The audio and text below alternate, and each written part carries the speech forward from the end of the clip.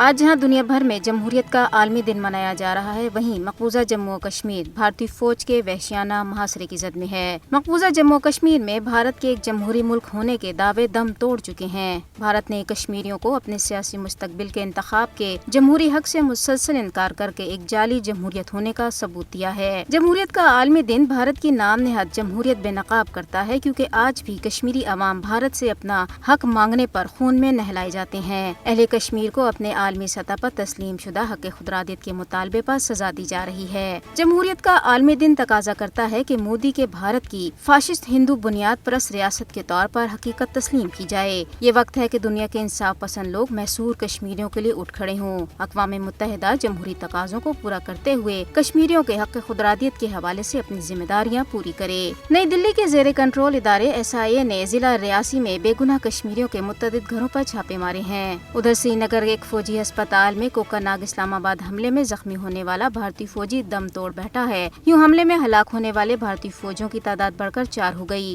اس سے قبل بھارتی فوج کا ایک کرنل، ایک میجر اور ایک پولیس کا ایک DSP ہلاک ہو چکے ہیں۔ علاقے کو تاحال بھارتی فوج نے گھیرے میں لے رکھا ہے۔ جنوبی کشمیر کے متعدد علاقوں میں بھی تلاشی کی کارروائیاں کی گئی ہیں۔ بھارتی فوجیوں نے علاقے میں تلاشی آپریشن کے دوران جدید ترین ہتھیار اور آلات استعمال کیے۔ ہندواڑہ سے لاپتہ ہونے والے 3 نوعمر لڑکوں کو چنئی سے بازیاب کرا لیا گیا ہے۔ کشمیر سالیڈیرٹی کیمپین لوٹن کے کوآرڈینیٹر حاجی چودھری محمد قربان نے کہا ہے کہ G20 اجلاس میں مسئلہ کشمیر نہ اٹھانے سے مہذب اقوام کا دوہرا معیار واضح ہوتا ہے۔ اس عالمی کانفرنس کا انعقاد انسانی حقوق کی شدید خلاف ورزیاں کرنے والے ملک میں کرانا ہی باعث ندامت ہے۔ انسانی زندگیوں پر موسمیاتی تبدیلی کے اثرات کو اجاگر کرتے ہوئے ایک سیمینار کے مقررین نے کہا ہے کہ متنازع علاقوں میں انسانی زندگی کو موسمیاتی تبدیلی سے لاحق خطرات عالمی دنیا کے لیے ایک بڑا چیلنج ہے۔ انہوں نے کہا ہے کہ مقبوضہ جموں و کشمیر کی متنازع حیثیت اور لاکھوں کی تعداد میں بھارتی فوج کی موجودگی سے خطے کو درپیش ماحولیاتی خطرات کو کسی بھی صورت نظر انداز نہیں کیا جا سکتا۔